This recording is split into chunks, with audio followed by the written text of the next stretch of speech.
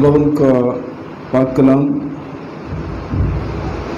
जो यूहन्ना रसूल की मार्फत खुदावंद की इंजील के 20वें बाब की 26वीं आयत से 29वीं आयत तक लिखा गया आपके सामने पढ़ रहा हूँ। यूहन्ना रसूल की मार्फत हमारे खुदावंद की इंजील 20वां बाब 26वीं आयत से 29वीं आयत तक यूँ लिखा है। 8 रोज़ के बाद जब उसके शागिर्द फिर अंदर थे और तूमा उनके साथ था और दरवाजे बंद थे, यीशु ने आकर और बीच में खड़ा होकर कहा, तुम्हारी सलामती हो। फिर उसने तूमा से कहा, अपनी उंगली पास लाकर मेरे हाथों को देख और अपना हाथ पास लाकर मेरी पसली में डाल और बेइत्तेकाद ना हो बल्कि एतकाद रख। तूमा ने जवाब में उससे कहा, ऐ मेरे खुदावंद, ऐ मेरे खुदा। यीशु ने उससे कहा, तू तो मुझे देखकर ईमान लाया है। मुबारक वो हैं जो बगैर देखे ईमान लाए। खुदावंद की बरकत उसके पाक कलाम के पढ़े और सुने जाने पर हो, आमीन। आइए अपने सरों को झुकाएं, दुआ मांगें। खुदावंद यीशु मसीह में हमारे रहीम बाप, बड़ी आजसी, हलीमी और फ़रोतनी के साथ यीशु मसीह के अजीम और कादिर नाम में तेरे फजल के तख्त के सामने आए हैं, अपने तमाम गुनाहों का इकरार करके अपनी खामियों और कमज़ोरियों को मानते हुए इस बात का भी तेरा अपना खादिम इकरार करता है कि मेरा इल्म, मेरी अकल दोनों नाक़िस हैं। इसलिए तेरे हुजूर बड़ी आजिज़ से मिन्नत करता हूँ कि तू रूहुल कुद्स की मामूरी अता कर।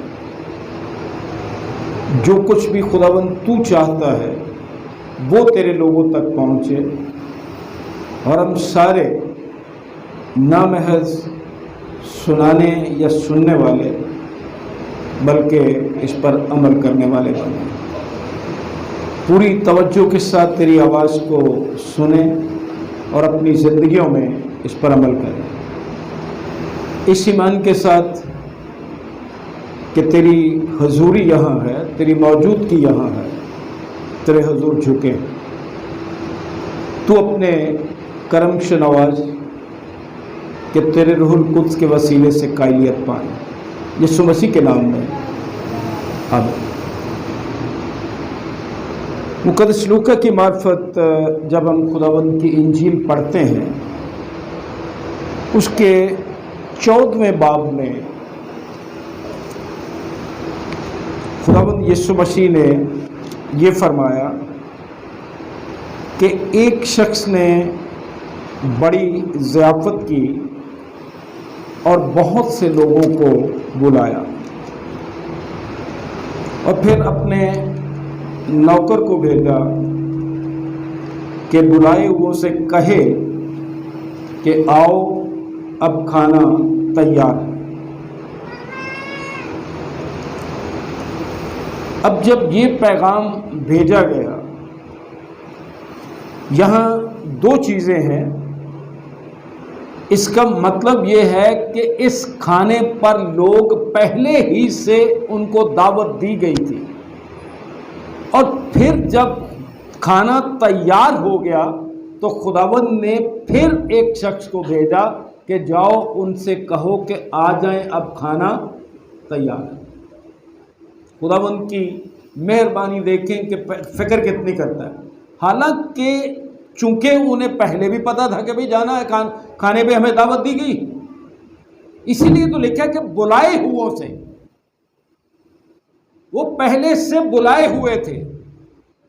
लेकिन जब खाना तैयार हो गया तो फिर खुदावंद ने अपने उस शख्स ने जिसने ज़ियाफ़त की थी, उसने अपने नौकर को भेजा कि बुलाए हुओं से कहो कि आओ, खाना तैयार हो। और कलाम मुक़द्दस ये बताता है कि इस पर सब ने, 14वें बाब की अगर 18वीं आयत देखें, इस पर सब ने मिलकर उज़र करना शुरू किया।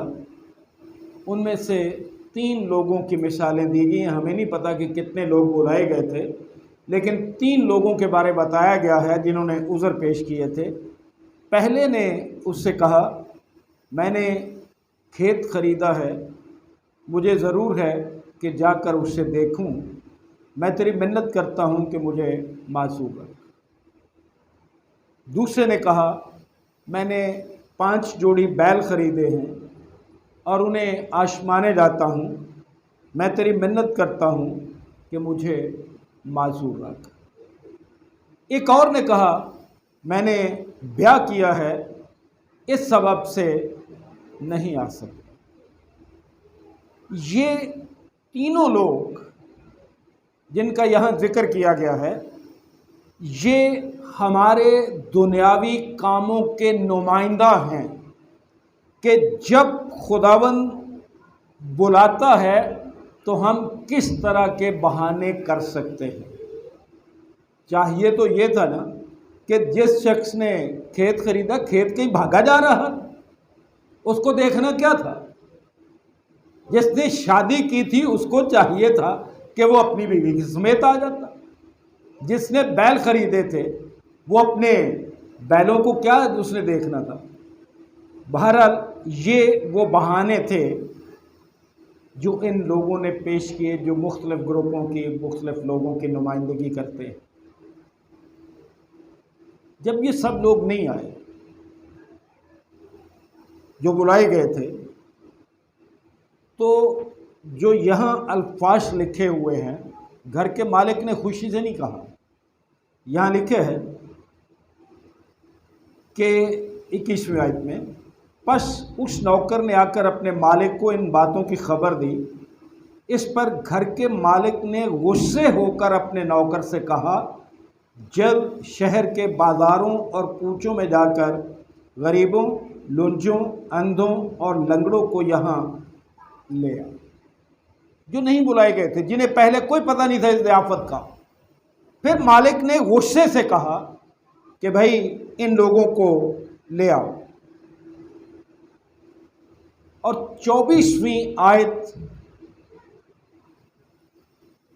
मालिक के गुस्से का इजहार इन अल्फाज में करती है, मैं तुमसे कहता हूं कि जो बुलाए गए थे उनमें से कोई शख्स मेरा खाना चखने ना पाए। ये था मालिक के गुस्से का इजहार कि अब अगर उनमें से कोई आ भी गया तो मेरा खाना चखने नहीं पाएगा। अब यहां हम 2 बातें सीखते हैं इन लोगों के किरदार से। पहली बात यह है कि जब हम दुनियावी कामों में मसरूफ़ रहने की वजह से खुदा की हुजूरी से, खुदा की इबादत से, सबत का दिन हो या कोई और इबादत हो, दूर रहते हैं, तो इसका वाज़े मतलब ये है कि हम अपने दुनियावी कामों को खुदा की निस्बत ज़्यादा प्यार करते हैं और अपने कामों को खुदा पर तरजीह देते हैं। खुदा को अहम नहीं समझते बल्कि अपने कामों को अहम समझते हैं। दूसरी बात हम यहाँ ये सीखते हैं कि उन्होंने सोचा होगा कि जो बुलाए हुए थे जब नहीं आए तो उन्होंने सोचा होगा कि चलो आप खाना ज़ाया हो जाएगा। कलाम मुक़द्दस में जैसा हमने पढ़ा कि फिर मालिक ने गुस्से से कहा कि इन लोगों को बाज़ारों में से इकट्ठे करके ले आओ। मैं इस तमसील पर पैगाम नहीं दे रहा, लेकिन एक तो बातें ऐसी जो आपको बाद में समझ आएगी। अब दूसरी बात क्या थी कि हमारी वजह से खुदा का काम रुक नहीं सकता, खुदा अपना काम जारी रखता है। उस शख्स की ज़ियाफ़त रुक तो नहीं गई। फ़र्ज़ कीजिए मैं कहता हूँ कि जी मैं अगर पादरी नहीं हूँ तो पता नहीं कोई खुदा का काम चल सकता है कि नहीं अगर मैं मिशन में नहीं हूं या मैं यहां नहीं हूं। ये सोच हमारी गलत होती है तो ये मेरी भूल होगी, ये मेरी हमाकत होगी एक तरह से कि मैं कहूं कि जी मेरे बगैर काम नहीं चल सकता। खुदा अपना काम किसी से भी ले सकता है, लेकिन नुकसान मुझे होगा अगर मैं कहता हूं कि जी मेरी वजह से मैं नहीं आता, कि मैं उन बरकतों में शामिल नहीं होऊंगा जो खुदा किसी खास मौके पर देना चाहता है। अब ये सारी बातें जो मैंने आपको बताई ये हैं गैर हाजिरी की, कि एक मालिक बुलाता है लोगों को कि मेरी ज़ियाफ़त पर आओ, वो लोग नहीं आते, गैर हाजिर रहे, तो मालिक ने क्या कहा कि तुम में से कोई मेरा खाना भी चखने नहीं पाएगा। नुकसान किसको? ना आने वालों को, बहाने बनाने वालों को। अब हम आते हैं यूहन्ना रसूल की इंजील का जो हमने हवाला पढ़ा था, 20वें बाब की 26वीं आयत से 29वीं आयत तक। इन आयात का पस मंज़र ये है जो आपने पहले पढ़ा था। वो पस मंज़र ये है कि जिस रोज़ खुदावंद यीशु मसीह मुर्दों में से जी उठा, शाम के वक्त अपने शागिर्दों पर जाहिर हुआ। 20वें बाब की 19वीं आयत, ये सारी आयत आपने पढ़ी। अब आके देखता क्या है?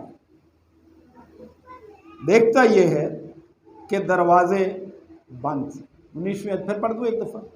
फिर उसी दिन, यानी जिस दिन खुदावंद यीशु मसीह मुर्दों में से जी उठा, हफ्ते का पहला दिन था, शाम के वक्त जब वहाँ के दरवाजे जहाँ शागिर्द थे यहूदियों के डर से बंद थे, यीशु आकर बीच में खड़ा हुआ और उनसे कहा, तुम्हारी सलामती। शागिर्द यीशु की इस बात पर ईमान नहीं लाए, कोई तवज्जो नहीं दी कि ये मक़दस ला दो तो मैं 3 दिन में खड़ा कर दूंगा। मैंने पिछले इतवार भी बताया था, ईद क़यामत वाले दिन, कि उन्होंने खुदावन की बातों को शायद संजीदा नहीं लिया कि चलो भाई देखते हैं, इंतज़ार करते हैं, कब्र पे चलते हैं कि आज खुदावन जी उठता है कि नहीं। लेकिन वो यहूदियों के डर से कलाम मुक़द्दस कहता है कि दरवाजे बंद करके बैठे हुए थे। दरवाजे बेशक बंद थे, लेकिन कलाम मुक़द्दस कहता है कि यीशु आकर उनके बीच में खड़ा हो जाता है। यीशु को बंद दरवाज़ों से क्या, वो तो जलाली बदन में। वो न सिर्फ ये दरवाजे जो कमरों के, घरों के हैं, बल्कि अगर दिलों का दरवाज़ा भी किसी ने बंद किया हो और वो चाहे तो वो उस दरवाजे में भी दाखिल हो सकता है। बहरहाल यहाँ हम देखते हैं कि यहूदियों के डर से शागिर्द दरवाजे बंद करके बैठे हुए थे। यीशु उनके बीच में आन खड़ा हुआ। मैंने गुजारिश की कि खुदावंद यीशु मसीह ना सिर्फ हमारे घरों के बंद दरवाज़ों में, बल्कि हमारे दिलों के बंद दरवाज़ों में भी दाखिल हो सकता है अगर वो चाहे तो। अमाल की किताब का 9वां बाब जब हम पढ़ते हैं, साउल की मिसाल कभी आपने देखी है? उसने अपना दिल का दरवाज़ा यीशु मसीह के लिए खोला हुआ था। पौलुस जो बाद में बंद हुआ, साउल ने अपने दिल का दरवाज़ा खोला हुआ था। वो तो मसीहियों को कत्ल करने जा रहा था, मसीहियों को दुख देने जा रहा था। उसका दिल तो यीशु मसीह के लिए बिल्कुल ही बंद था। तो खुदावंद दमिश्क की राह में उस पर जाहिर हुआ, उसके दिल में भी दाखिल हो गया कि नहीं हुआ? लेकिन अगर वो चाहे तो इसका मतलब ये भी नहीं है कि हम अपने दिलों के दरवाजे बंद रखें तो यीशु कहेगा कि भाई चलो मैं आ जाता हूँ। तो मुकाशफा की किताब की आयत भी हमें याद रखने की ज़रूरत है कि मैं तेरे दिल के दरवाजे पर खड़ा हुआ खटखटाता हूँ, अगर कोई खोले तो। अब वहाँ जब शाऊल पर खुदावंद जाहिर हुआ उसके बंद दिल में, उसके दरवाजे, दिल के दरवाजे बंद होने में, वहां तो वो अपनी कुदरत दिखाना चाहता था कि तू बेशक मेरे लिए अपने दिल का दरवाजा बंद कर ले, लेकिन मैं कादिर हूं, मैं तेरा खालिक हूं, मेरे सामने तेरे दिल का दरवाजा बंद क्या कहता।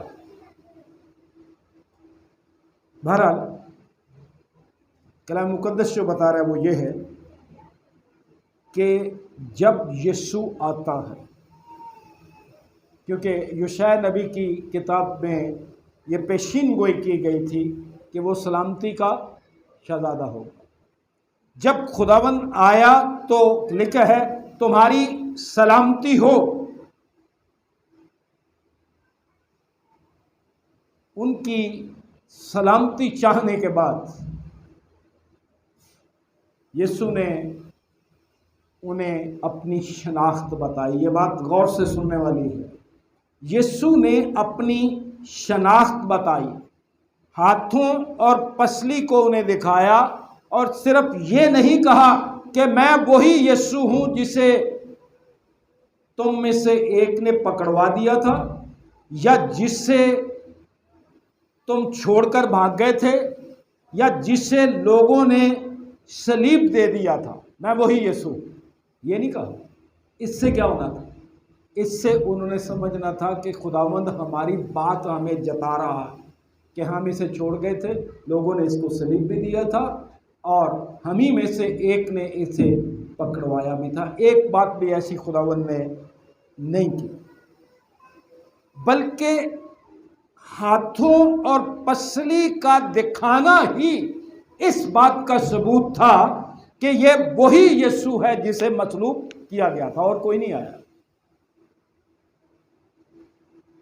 मैंने दमिश्क की राह पर शाऊल की मिसाल आपके सामने रखी थी। जब शाऊल के दिल के बंद दरवाजे पर खुदावंद दाखिल हुआ, शाऊल तो खुदावंद और उसके लोगों से नफरत नहीं करता था, हैं? लेकिन शाऊल के मुंह से जो अल्फाज निकले थे इनको गौर से सुनिए। अमाल की किताब के 9वें बाब में लिखे, ऐ खुदावंद तू कौन? लफ्ज़ों पर गौर कर लीजिए। उसका दुश्मन है, उसके लोगों का दुश्मन है। तो खुदावंद ने क्या कहा है? खुदावंद का वहां जवाब था, मैं यीशु हूं जिसे तू सताता। यहां मसलूब नहीं कहा, यहां उसको हाथ पांव नहीं दिखाए, हाथ पांव नहीं दिखाए, पसली नहीं दिखाई, क्योंकि यहां मुराद ही ये थी कि ये पौलुस पर जाहिर किया जाए कि मैं तेरा खालिक और तेरा मालिक भी हूं, तेरा खुदावंद भी हूं।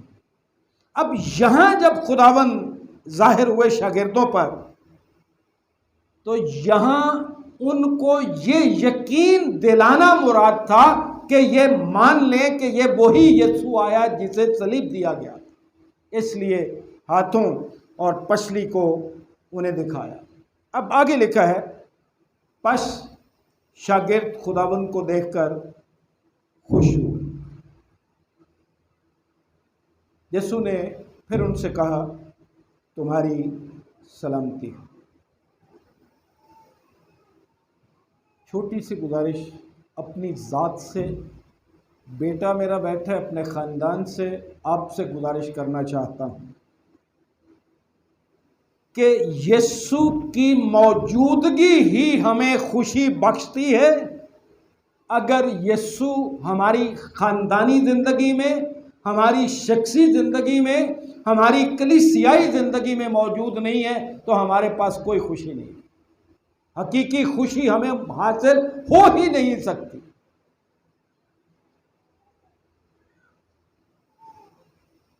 वरना जिस तरह शागिर्द खौफ के मारे बैठे हुए थे, हमारी जिंदगी भी असल में यही है। कहने को हम आजाद हैं, हम दरवाजे बंद करके नहीं बैठे हुए, लेकिन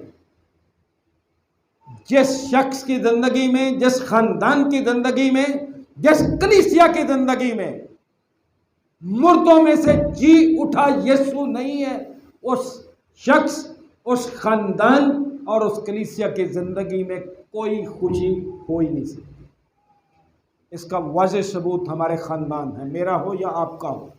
हमारे ख़ानदानों में जो फ़िक्रें हैं, जो टेंशन्स हैं, जो ज़हनी दबाव है, इनका जो मर्जी आप कह ले, लेकिन कलाम मुक़द्दस की नज़र से देखा जाए तो सबसे बड़ी वजह हमारा खुदावंद यीशु मसीह हमारे साथ नहीं है, या दूसरे मानों में ये कह लीजिए कि हम उसके साथ नहीं हैं। जिस तरह शागिर्द दरवाजे बंद करके बैठे हुए थे, हम भी इसी तरह बैठे हुए। फिर इसके बाद खुदाबंद यीशु मसीह ने उनकी सलामती चाही और ये फरमाया, जिस तरह बाप ने मुझे भेजा है उसी तरह मैं भी तुम्हें भेजता। कितना बड़ा एहसास था, कितनी बड़ी बरकत थी कि उसके मुंह से वो सुने कि हम खुदावंद के भेजे हुए, किसी और के भेजे हुए नहीं है। उसके मुंह से उन्होंने सुना कि जिस तरह बाप ने मुझे भेजा है उसी तरह मैं भी तुम्हें भेजता हूँ। खुदावंद ने उन्हें इख्तियार दिया। इसके बाद आप पढ़ें तो वहाँ सुने क्या लिखा है। और ये कहकर उन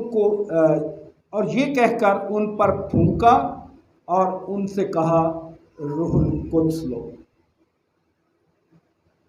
कितनी बड़ी बरकत थी जो खुदावंद ने उन्हें दी। खुदावंद की मौजूदगी, शागिर्दों की खुशी, यीशु मसीह का उनकी सलामती चाहना और फिर उन्हें भेजना और फिर ये कहना उन पर फूंक कर कि रूहुल कुद्स लो। क्या बड़ी बड़ी बरकत हैं जो हम कभी सोच भी नहीं सकते। आज दुखी दिल के साथ, अफसोस के साथ ये कह रहा हूं कि आज भी बहुत से लोग हैं जो फूंके मारकर लोगों को गिराने की कोशिश करते हैं या लोग गिर जाते हैं। मुझे नहीं पता कि वो क्यों गिराते हैं और ये भी नहीं मुझे मालूम कि लोग गिरते क्यों हैं।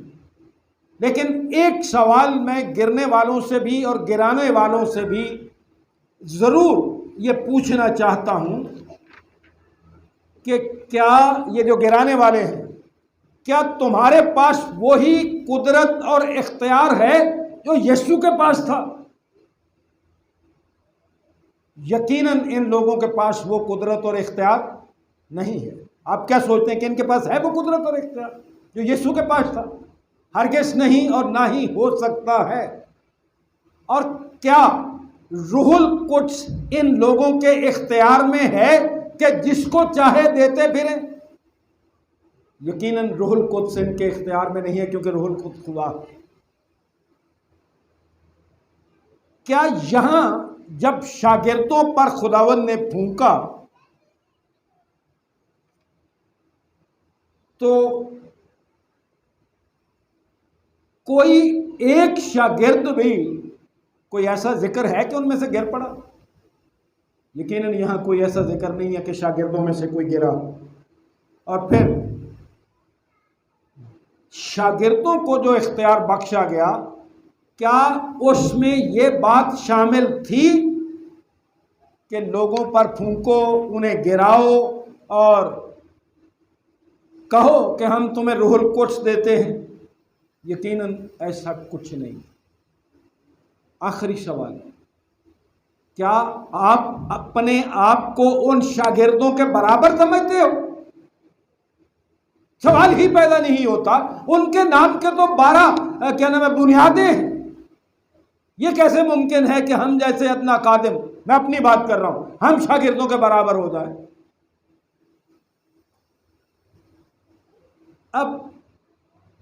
अब देखते हैं कि फिर एक और बहुत बड़ा इख्तियार खुदावंद ने उन्हें दिया। 22वीं आयत में लिखे, जिनके गुनाह तुम बख्शो उनके बख्शे गए हैं, जिनके गुनाह तुम कायम रखो उनके कायम रखे गए। क्या इख्तियार है कि शागिर्द जिसके गुनाह कायम रखेंगे उसके कायम रखे जाएंगे और जिसके बख्शेंगे उनके बख्शे जाएंगे। मुझे एक भी हवाला बाइबल मुकद्दस में से कोई निकाल के दिखा दे कि कभी शागिर्दों ने अपना दिल सख्त करके तो किसी के गुनाह कायम रखे, जा भैया नहीं तेनों माफ़ कर दो, सवाल ही पता नहीं, क्योंकि उन्हें पता था कि उन्हें जो दुआ सिखाई गई है, अरे हमारे बाप, आगे क्या है, जिस तरह हमने अपने कर्जदारों को मुआफ़ किया है तू भी हमारे कर्ज हमें मुआफ़ कर। जब तक वो ना मुआफ़ करते उनको कैसे मुआफ़ी मिलती। इसलिए उन्होंने कभी किसी के गुनाह कायम रखे नहीं। आपने देखा कि यीशु ने अपनी शनाख्त बताई उन्हें, शागिर्द उसे देखकर खुश हुए, यीशु ने शागिर्दों को भेजा, उन्हें रूहुल कुद्स दिया और उन्हें इख्तियार बख्शा। अब यहाँ पे एक और चीज़ जो है वो हमें 24वीं आयत में गौर से सुनना जरा। देखिए, मगर उन 12 में से एक शख्स यानी तोमा, जिसे तौम कहते हैं, यीशु के आने के वक्त उनके साथ नहीं था। बहुत सारे लोग शायद ये सोचते हैं कि तोमा तो जिस साथ खुदावंद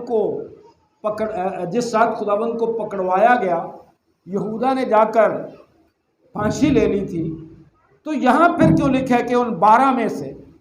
याद रखिए 12 जो है वो गिरोह के तौर पर इस्तेमाल किया गया है। ये कभी खुदा ने ज़िंदगी दी तो फिर आपको बताऊंगा। अब यहाँ से ये भी पता नहीं कि उस वक्त तक यहूदा जिंदा था या नहीं, बहरहाल ये एक टर्म के तौर पर इस्तेमाल हुआ है। अब तोमा जब खुदावंद ज़ाहिर हुआ तो वहाँ मौजूद नहीं था।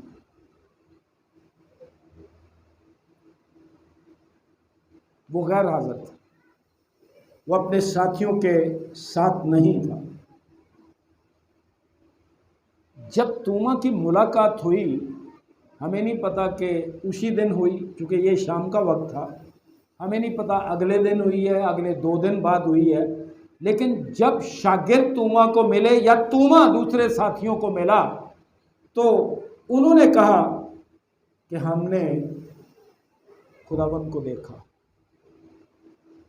मगर उसने उनसे कहा, जब तक मैं उसके हाथों में मेखों के सुराख न देख लूं और मेखों के सुराखों में अपनी उंगली न डाल लूं और अपना हाथ उसकी पसली में न डाल लूं, हरगिज़ यकीन न करूं।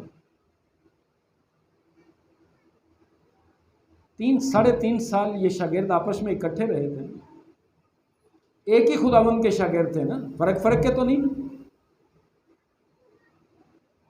ये 3-3.5 साल की रिफाकत, खुदावंद से सबका इकट्ठे तालीम पाना,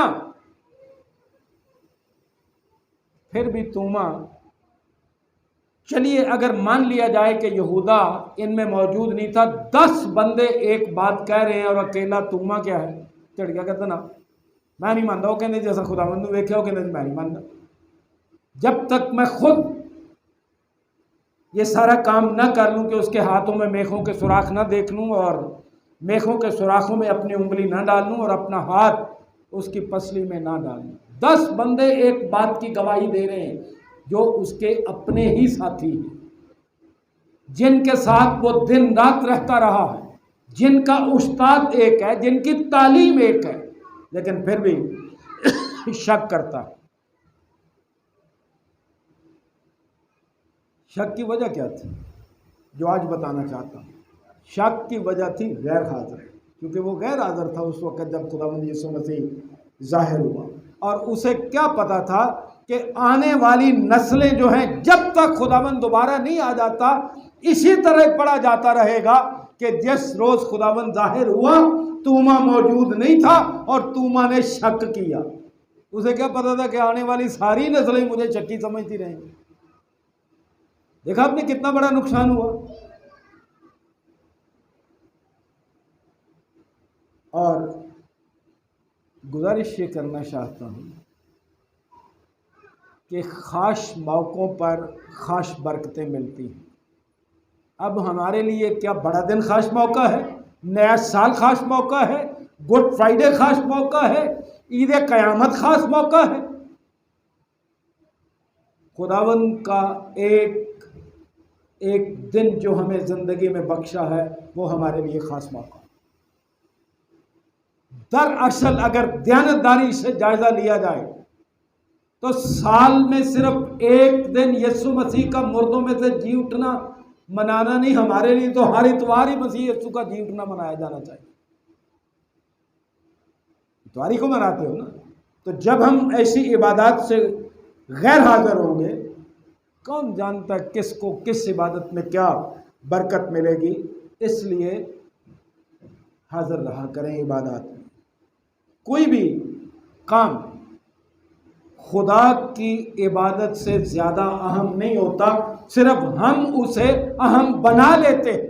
हमारे रिश्तेदार हो, कपड़े धोना हो, बर्तन मांजने हो, घर की सफाई सुथराई हो या घर में कोई फंक्शन हो, हम उसे खुदा से ज़्यादा अहम समझ लेते हैं। हालांकि कोई भी काम खुदावंद की इबादत से ज़्यादा अहम नहीं हो और ना हो ही सकता है। 8 रोज़ बाद, तकरीबन आज का दिन या कल का दिन बनेगा, जो आज पैगाम मैं आपके सामने रखना चाहता था। 8 रोज़ बाद यीशु दोबारा ज़ाहिर हुए। 26वीं आयत जो, शागिर्द यीशु को देखने के बावजूद, खुदावंद को देखने के लिए खुश होने के बावजूद, उनकी सलामती चाहने के बावजूद, भेजे जाने के बावजूद, रूहुल कुद्स दिए जाने के बावजूद, ये इख्तियार दिए जाने के बावजूद कि जिनके गुनाह तुम कायम रखोगे उनके कायम रखे जाएंगे और जिनके तुम बख्शोगे उनके बख्शे जाएंगे, इसके बावजूद शागिर्द अभी तक अंदर बैठे हुए, फिर दरवाजे बंद करके बैठे हुए। 8 रोज़ के बाद जब उसके शागिर्द फिर अंदर थे और तूमा उनके साथ था और दरवाजे बंद थे, एक दफ़ा फिर खुदावंद 8 रोज़ के बाद उन पर ज़ाहिर होता है और उनके सलामती चाहने के बाद 26वीं आयत के आखिर में लिखे कि बीच में खड़ा होकर कहा, तुम्हारी सलामती। मैंने पहले गुजारिश की कि हमारी इस वक्त ये बहस नहीं है कि यहूदा जिंदा था या मर गया हुआ। चलिए अगर वो नहीं भी था तो 10 बंदे तो हैं ना, आज 11 मौजूद है, उस दिन 10 मौजूद थे। अगर यहूदा मर गया था, इस रोज 8 रोज बाद 11 लोग मौजूद हैं।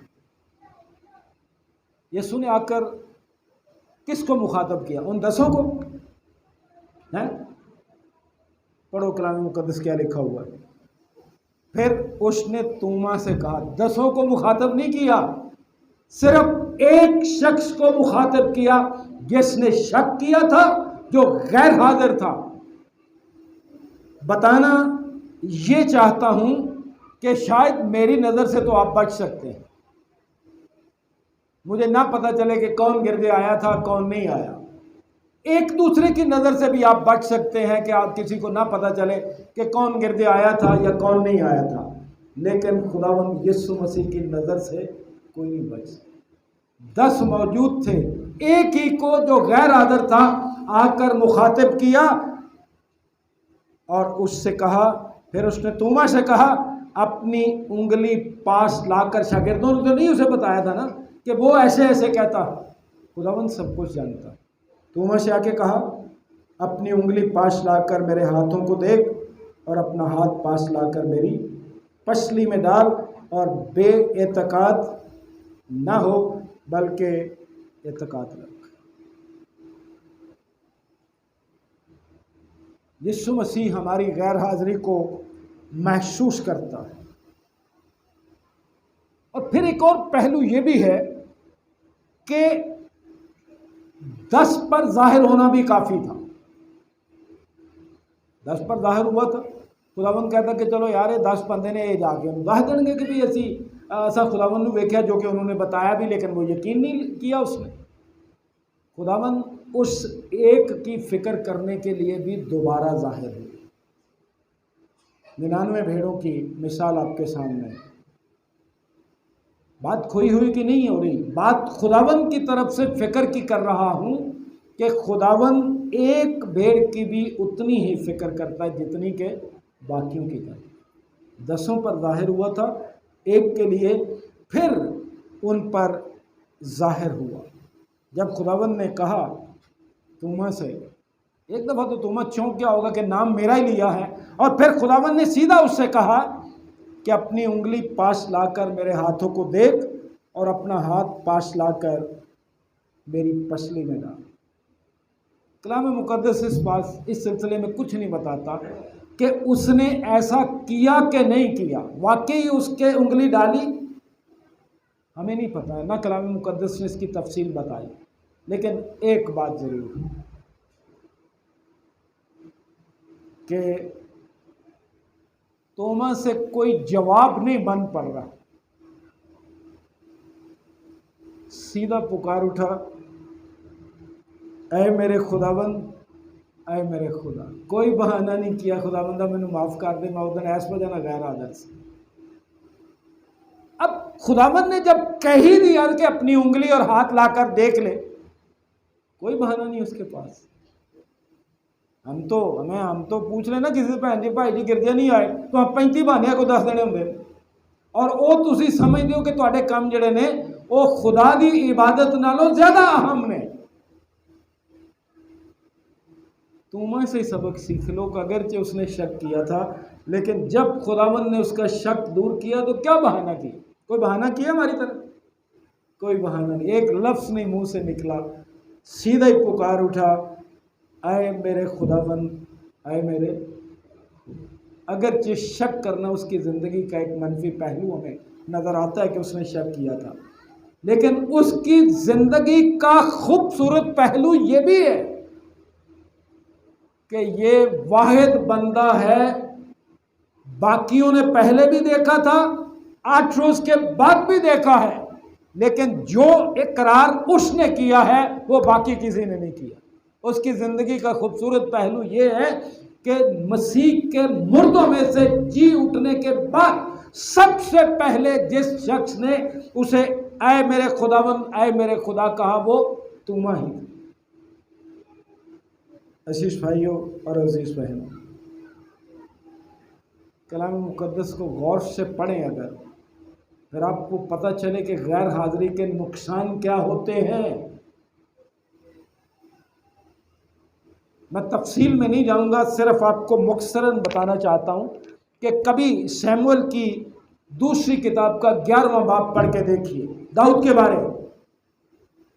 हकीकत यह है कि दाऊद को उस वक़्त जंग पे होना चाहिए था, ड्यूटी अपनी पे होना चाहिए था, लेकिन वो जंग में नहीं गया, अपने घर की छत पे टहल रहा। और फिर क्या हुआ, नतीजा क्या हुआ गैर हाजिरी का? पता है ना आपको कि बत्सबा के साथ ज़िना और हित्ती ऊरिया उसके शौहर उसके कत्ल का मुर्तकब हो गया। ये गैर हाजिरी का नतीजा। आप समझते हो कि हम जब खुदा की हजूरी से गैर हाजिर रहते तो हम बड़े नेक काम करते फिरते हैं, क्योंकि खुदा की हजूरी और खुदा के इबादत से ज़्यादा अहम कोई काम होता ही नहीं है। जब आप किसी और काम को खुदा के काम पर तरजीह देंगे, अपनी ज़ात में गुनाह हो गया, अपनी ज़ात में खता है, अपनी ज़ात में ऐब है। लेकिन हम क्योंकि बड़े बड़े पढ़े लिखे सियाने हैं, हम खुदा को 50 दलीलें देते हैं कि ये वजह जी, ये वजह जी, ये वजह। याद रखिए, गैर हाज़िरी बड़े बड़े नुकसान करती है। एक तो ये आपने देखा दाऊद ने क्या कर बैठा गैर हाज़िरी की वजह से, उसे तो जंग पे होना चाहिए। उस दिन भी मैंने बताया था कि जब खुदाबंद के साथ शागिर्दों ने आखिरी खाना खाया तो यहूदा ने क्या किया, नवाला लेने के बाद क्या लिखा कलाम मुकद्दस में, यूहन्ना रसूल की मार्फत खुदाबंद की इंजील 13वें बाब की 30वीं आयत में लिखा है, पस वो नवाला लेकर फिल फौर क्या हुआ, बाहर चला गया, वहाँ से गैर हाजिर हो गया, खुदावंद की मौजूदगी से अपने साथियों से टूट गया और जाकर क्या किया, यीशु मसीह के पकड़वाने की साजिश, सौदा कर लिया अपने खुदावंद का। असीस भाई और असीस बहनों, तुमा की गैर हाजिरी की वजह तो मुझे नहीं पता, ना कलाम मुकद्दस में बताई गई, ना उसी बेचारे ने बताई है कि जी मैं इस वजह से गैर हाजिर था, नहीं वहाँ साथियों के साथ मिल सका। लेकिन आज लोग अपने कामों की वजह से सबत के दिन या दीगर दिनों में इबादत से गैर हाजिर रहते। शादी ब्याह, अकीके, मेमोरियल सर्विस, रिश्तेदारों मिलना मिलाना, इसी तरह के दूसरे काम सारे ऐसा त्योहार में करने होंगे। और कुछ नहीं तो मामूली कहते जी कपड़े बड़े धोने वाले जमा हुए हो, त्योहार में जमा होंगे ना तुहाडे। दीगर घरेलू काम ये गिरजाघर में आकर इबादत न करने का हमारे लिए बहाना बनते हैं। इस तरह हम खुदा की निस्बत अपने कामों और रिश्तेदारों को तरजीह देते हैं। अगर आप या मैं भी ऐसा करता हूँ तो फिर आज मैं भी और आप भी जायज़ा लें कि हमारे नज़दीक खुदावंद के पाक कलाम की इस आयत के क्या मानी है। खुदावंद ने कलाम मुक़द्दस में ये फरमाया था, जो कोई बाप या माँ को मुझसे ज़्यादा अजीज़ रखता है वो मेरे लायक नहीं, और जो कोई बेटे या बेटी को मुझसे ज़्यादा अजीज़ रखता है वो मेरे लायक नहीं। माँ बाप, ये दुनियावी काम तो बहुत मामूली चीज़ है। माँ बाप को भी अगर कोई खुदावंद से ज़्यादा तरजीह देता है, बेटे या बेटी को भी खुदावंद से ज़्यादा तरजीह देता है, तो वो खुदावंद के लायक नहीं। मेरे लिए भी यही खुदावंद के कलाम का हुक्म है, आपके लिए भी यही हुक्म है। हमारे पास, जैसा मैंने गुजारिश की कि हमारे पास तो गिरजाघर ना आने के 20 बहाने होते हैं। यकीन जानिए, जैसा हमने यहाँ देखा कि गैर हाजिरी से हमारे दिलों में शक पैदा होता है, जिस तरह तोमा के दिल में शक पैदा हुआ। अपने ही साथियों पर यकीन नहीं करता, नहीं मैं खुद देखूंगा तो फिर मानूंगा। गैर हाजिरी से शक पैदा होता है। चाहिए कि हम खुदा की हजूरी से गैर हाजिर ना हो ताकि शक्की ना बने। अब आपके नज़दीक ये बड़ा छोटा सा लफ्ज़ होगा कि शक्की ना बने, लेकिन शक्की को कलाम मुक़द्दस में सुनिए क्या कहा गया। याकूब का ख़त पहला बाब और उसकी 6ठी आयत अगर आप देखें तो वहाँ ये लिखा है, याकूब का ख़त पहला बाब और उसकी, मेहरबानी करके बच्चों को चुप करा दिया करें। याकूब का ख़त उसका पहला बाब और उसकी 6ठी आयत शक्की शख्स के बारे ये बताती है,